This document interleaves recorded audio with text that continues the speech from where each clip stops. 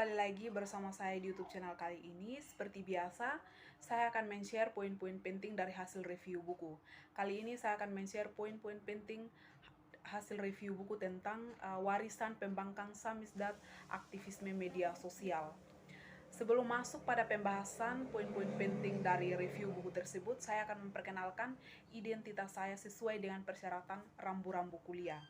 Baik, nama saya Irene Putri Rambono Duweru dengan NIM 230389, kelas C semester 3, Prodi Sosiologi, Fakultas Ilmu Sosial dan Ilmu Politik, Universitas Nusa Cendana Kupang angkatan 2020.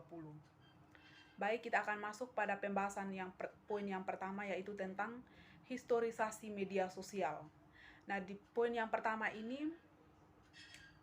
mengenai tentang historisasi media sosial. Nah, di sini menjelaskan bahwa analogi antara media sosial digital dan samizdat berlimpah dalam keilmuan, ruang publik, dan bahkan kebijakan luar negeri. Istilah dasar kemiripan pada yang menarik ini agak jelas, arus komunikasi horizontal yang terdesentralisasi dan berjejaring oleh non-profesional. Ekonomi berbagi, etos budaya alternatif dibangun di sekitar praktik penerbitan sendiri dan peran media sosial sebagai infrastruktur untuk aktivisme pembangkang. Pada dekade awal internet, sebagian besar analogi berfungsi untuk menopang fantasi emansipatoris yang diinvestasikan di media digital kontemporer dengan warisan sejarah. Tetapi karena kehadiran teknologi adalah target yang bergerak, narasi Wigis ini belum berumur dengan baik.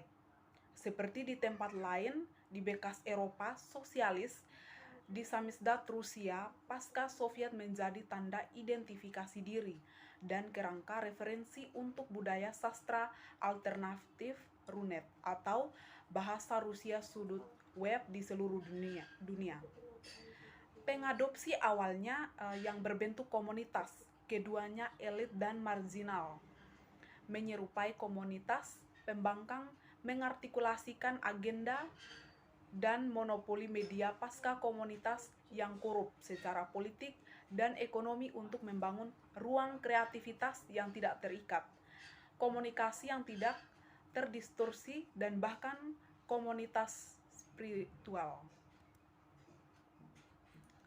Strategi menggunakan teknologi canggih untuk menghasut pemberontak politik.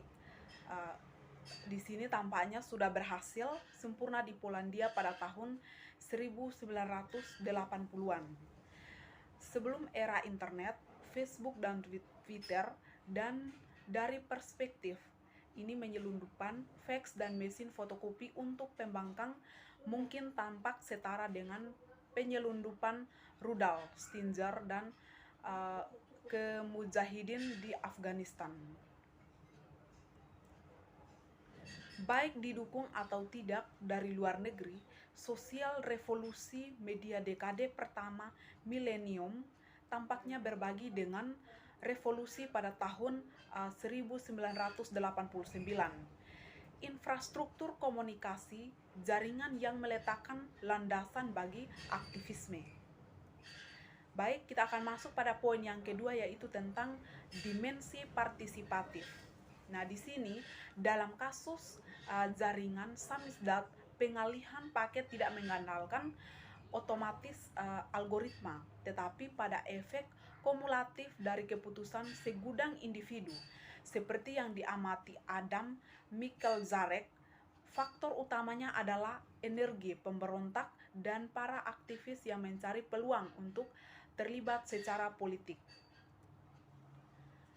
Publikasi tanpa izin saling mengandalkan dan untuk informasi, bahkan cetakan dari judul-judul profesional seperti Tigodik Mazouze yang pada saat penting mencapai rekor 80.000 eksemplar. Itu adalah sirkulasi yang tepat pada pernyataan para pemimpin solidaritas yang diterbitkan terlebih dahulu dan harus tergantung pada buletin dan buletin yang lebih kecil untuk memperkuat yang didorong untuk menyebarkan, atau lebih lanjut amplifikasi oleh Radio Free Eropa adalah masalah terpisah. Poin yang ketiga yaitu tentang aktivisme samizdat sebagai politik prefiguratif. Nah, di sini poin yang terakhir ini di sini menjelaskan bahwa sejak awal gerakan penerbitan independen di Polandia, tujuan awal pembentukan komunitas perbedaan pendapatan seputar praktik kebebasan berbicara sama pentingnya dengan tujuan strategis untuk mematahkan monopoli negara atas informasi dan sirkulasi budaya.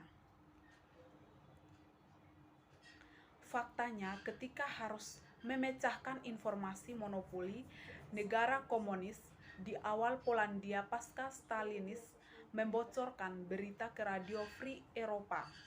Nah, di Munich atau penyelundupan dalam literatur samizdat jauh lebih efektif dan lebih aman.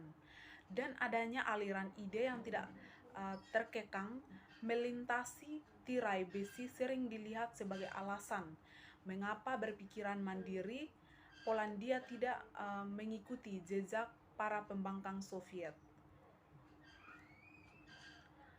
Di dalam hari-hari awal samizdat yang tepat signifikansi politiknya tidak hanya dalam berbicara kebenaran kepada kekuasaan melalui tindakan penyalinan menyatakan kemerdekaannya. Tidak hanya menyebarkan kata bebas, tetapi juga melalui risiko yang terlibat, mengambil tanggung jawab untuk kata dan dirinya sendiri, akhirnya melalui tindakan menyalin dan memasuki komunitas yang berpikiran sama orang-orang yang otonom. Kebebasan berbicara dan otonomi pada umumnya tidak dapat dipisahkan.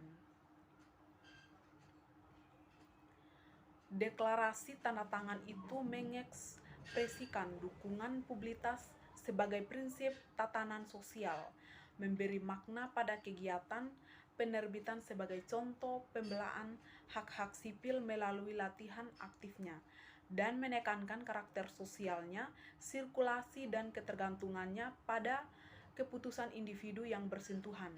Dengan buletin menunjukkan bahwa masa awal pemikiran politik pembangkang dan imajiner aktivisme media tanpa izin sebagian besar bersifat koekstensif. Baik, demikian penjelasan saya. Terima kasih.